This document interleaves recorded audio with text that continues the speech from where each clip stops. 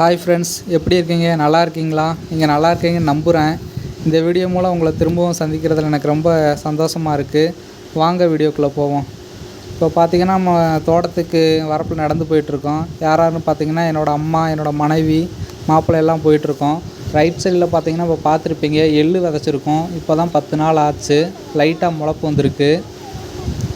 இப்போ வந்து பார்த்திங்கன்னா அம்மா வந்து மாட்டுக்கு குச்சி தவிடு இது போட்டுட்ருக்காங்க. மாடு தண்ணி குடிக்கிறதுக்காக ஊற வச்சிட்ருக்காங்க. அப்புறம் அம்மா காடியில் இருக்க மாடு அப்புறம் கண்டை வெளியே பிடிச்சி கட்டுறாங்க. ஏன்னா காலையிலேருந்து மாடு காடியிலே கட்டியிருக்கனால சகதியாக இருக்கும். அதனால் வெளியில் போய் கட்டிட்டா அங்கிட்டு வரப்பில் இருக்க தீவனம் இதை மேய்ஞ்சிட்டாச்சும் இருக்கும் மாடும் கண்டும்.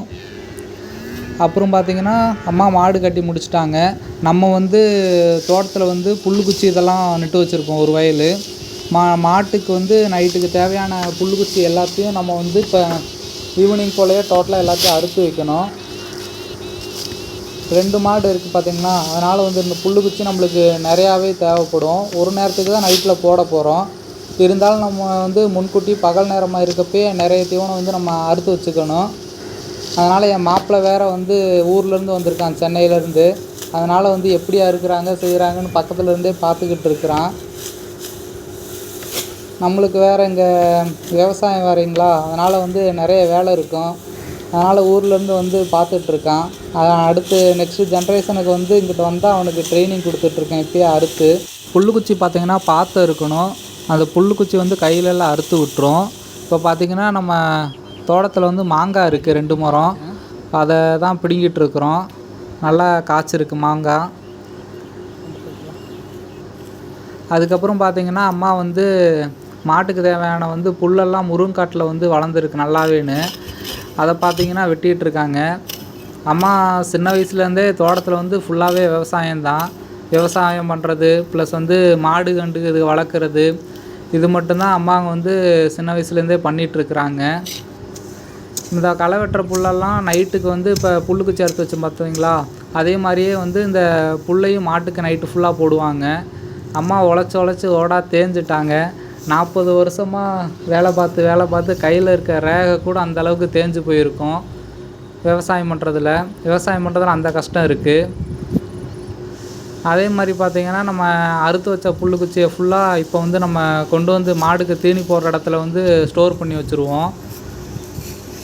பக்கத்தில் அந்த வைக்கப்புல் இருக்குது பார்த்திங்களா, அது நைட் நேரத்தில் பகல் நேரத்தில் கொஞ்சம் எடுத்து போட்டுக்குருவோம். நம்ம அந்த பிடுங்கி வச்ச மாங்காயை ஃபுல்லாக ஒரு சட்டியில் போட்டு இப்போ என்ன பண்ண போகிறோம் பார்த்திங்கன்னா, எல்லாத்தையும் வீட்டில் கொண்டு போய் வைக்கப்புல் அது போட்டு நல்லா பழுக்க வச்சுருவோம். பழுக்க வச்சு ஒரு 1 வீக்கு ஒரு 10 டேஸ் ஆகும். 10 டேஸில் நல்லா பழுத்துரும். அப்புறம் எங்கள் பாப்பாங்க சென்னை கிளம்புவாங்க. அவங்களுக்கு கொஞ்சம் எங்களுக்கு கொஞ்சம் வச்சுக்கிருவோம்.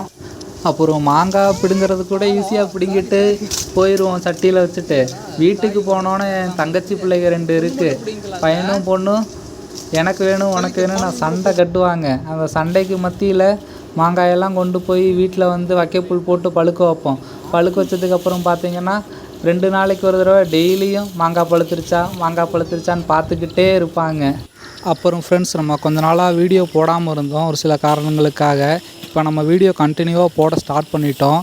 அதனால் நம்ம விவசாயி சேனலை கட்டாயம் எல்லாம் பாருங்கள். வீடியோ நல்லாயிருக்கும், கண்டினியூவாக போடுவோம்.